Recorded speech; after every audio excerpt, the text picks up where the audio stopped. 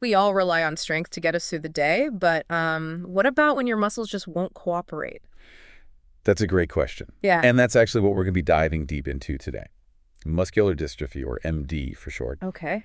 And we're going to be focusing in on the most common and the most severe type, Duchenne muscular Yeah. dystrophy, or DMD. DMD. Yeah. So this will be like a medical detective story It is. where we'll uncover all the clues and how DMD unfolds, how it affects people's lives, and how we can intervene to make things better. Exactly. Okay, so We'll be looking at what it does to your body, the challenges people face, yeah. and the ways to help keep them functioning and enjoying life as much as possible. Okay, so let's start with the basics. Yeah. What is DMD and what causes it? Well, DMD is a genetic condition, so it's Yeah. something that's passed down through families. Okay. And to be specific, it's what we call an X-linked recessive trait. X-linked recessive. Yeah. And that basically means that you're more likely to see it in the men in a family Okay. because they only get one X chromosome. So how common is DMD, though?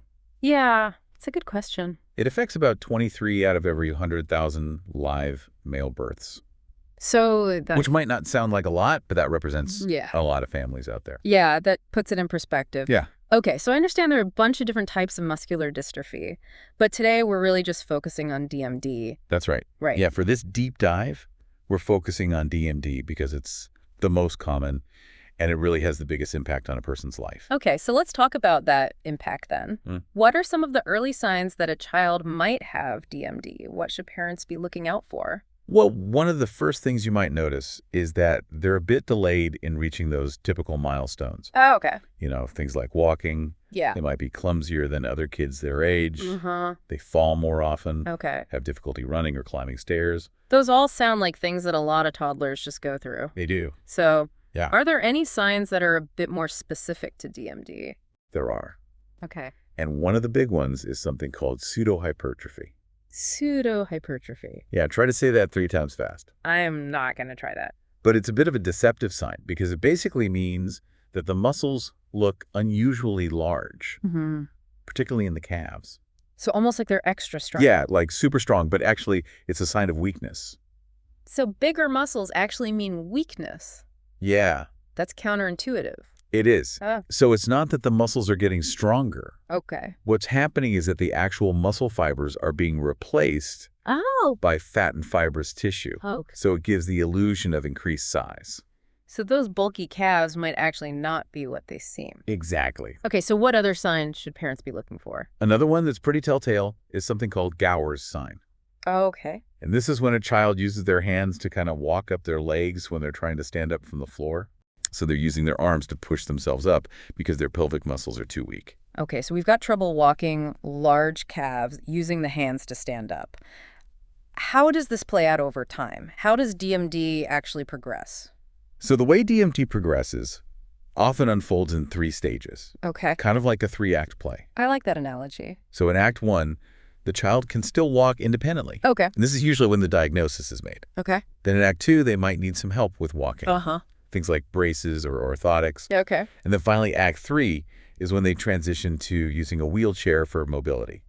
Okay, that 3-act play thing is really helpful to kind of visualize Yeah. how this progresses. Yeah. So let's break down those acts a bit further. Act 1, independent ambulation. Right. What's happening then?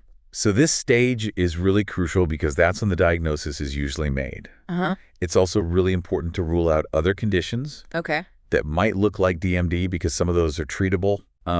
But once you know for sure it is DMD, then healthcare providers can really start to focus on managing those symptoms Okay. and slowing down that progression. So what kinds of things are they looking at during this stage? So they're going to be paying close attention to how the child walks. Okay. You'll notice that there are changes in the way someone with DMD walks and stands because of muscle imbalances. Okay. And a common one you might see is something called a Trendelenburg gait. Trendelenburg. Yeah.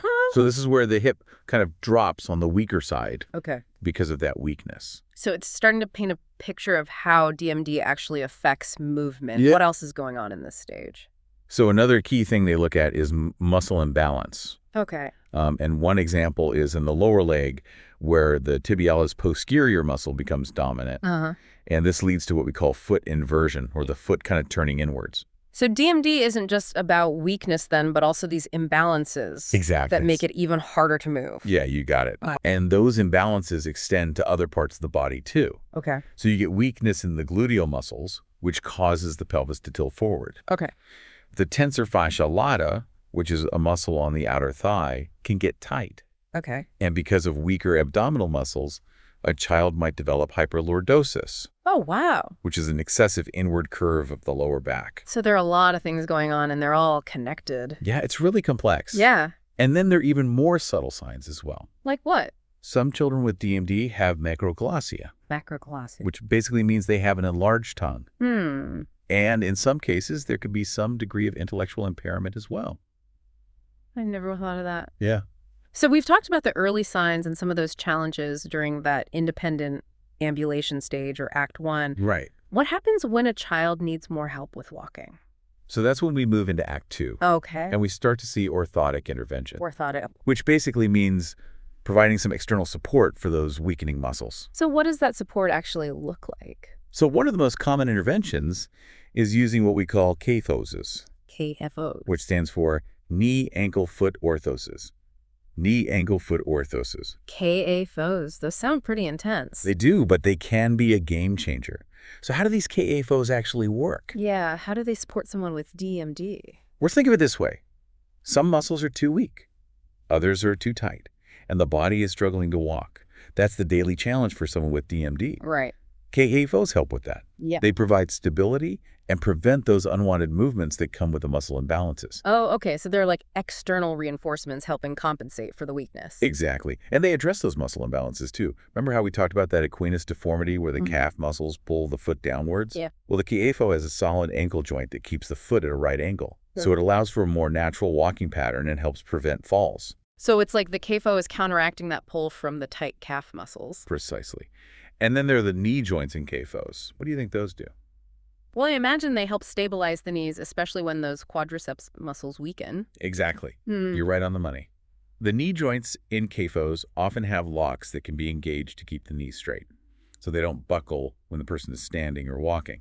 So these KAFOs are really like customized support systems working to keep the joints in the right positions and helping the person move more safely and effectively. That's it.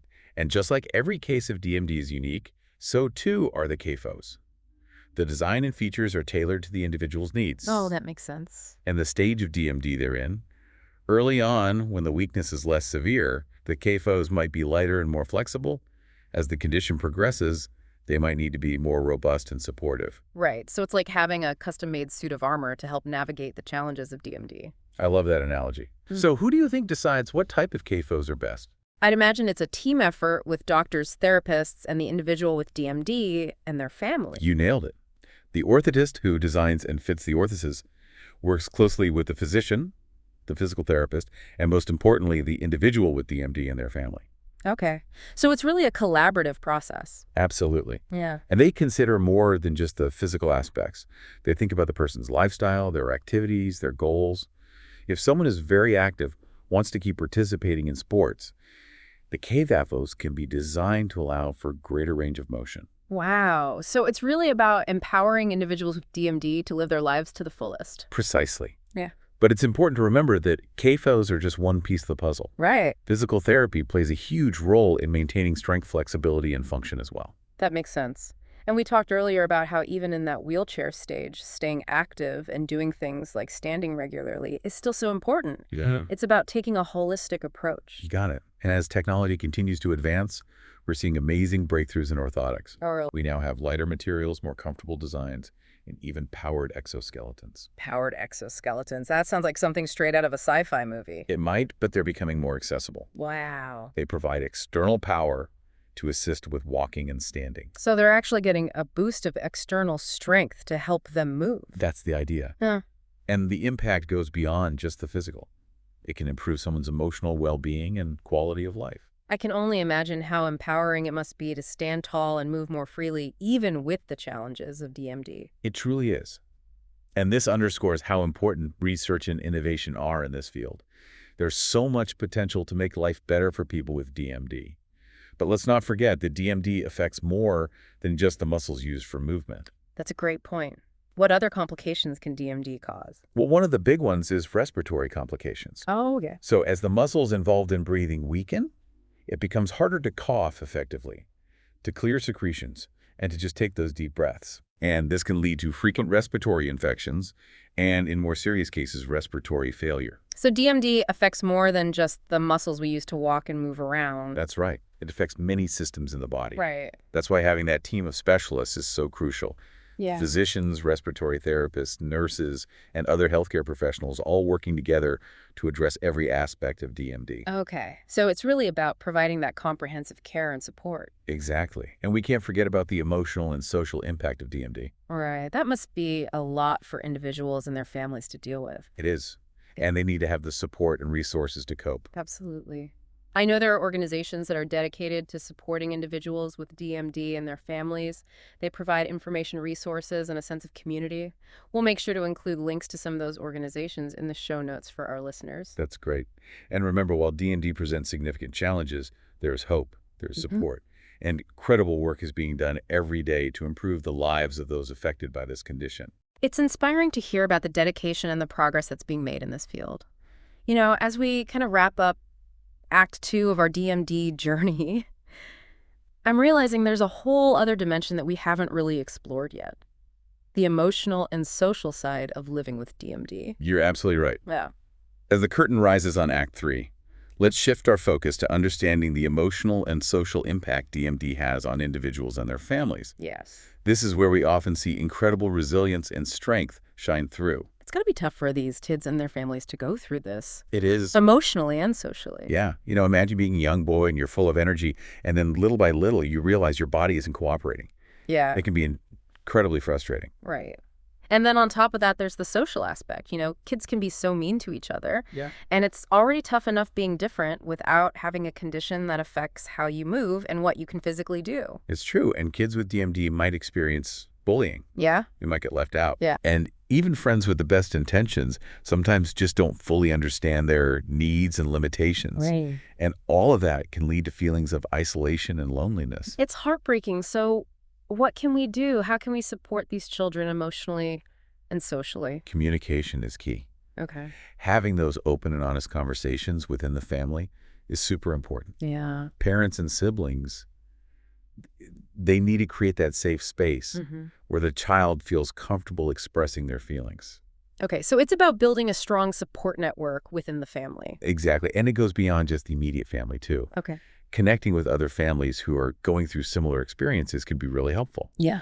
Support groups, online community, if these can offer a space to share information, advice, and just emotional support. So finding that sense of community, knowing that you're not alone in this. That's it. And for the child with DMD, finding activities they enjoy and where they can really feel successful is so important. Things like adaptive sports art music or any hobby that sparks their interest. Right. These activities can really boost their self-esteem and confidence. Yeah, I love that. It's about focusing on their strengths and their abilities, not just the limitations. Absolutely. And it's important to remember that every child with DMD is an individual. Yeah. They each have their own personality, their own strengths, and their own challenges. So we need to celebrate each individual just like with any other child. Exactly. And while DMD does come with significant challenges, there are incredible stories of resilience, determination, and achievement within this community. Yeah. We see individuals with DMD going on to lead fulfilling lives. Yeah. They're chasing their dreams and making really meaningful contributions to the world. That is really inspiring. It's a good reminder that even when facing adversity, the human spirit can really shine through. It really can. And I think it speaks volumes about the power of hope, the unwavering support of families, and those incredible advancements in medical care and technology that are constantly improving the lives of individuals with DMD. This has been such an informative journey, learning about DMD from the genetics to the physical and emotional challenges and all those amazing interventions and support systems that are in place. We've learned a lot about this complex condition and how it impacts people's lives. Yeah, it's been eye-opening. And I think for our listeners, it's important to take away that DMD is complex and it requires this multidisciplinary approach, but there's also so much hope and progress being made. Yeah, there's a whole world of knowledge out there about DMD. Right. And we've really just scratched the surface today. So we Hmm. encourage you to keep diving deep into those areas that really resonated with you. Yeah, keep learning, keep asking those important questions. And to our listeners, thank you for joining us on this deep dive into DMD. It's been a pleasure sharing this information with you. Keep exploring and know that even in the face of challenges, there's always hope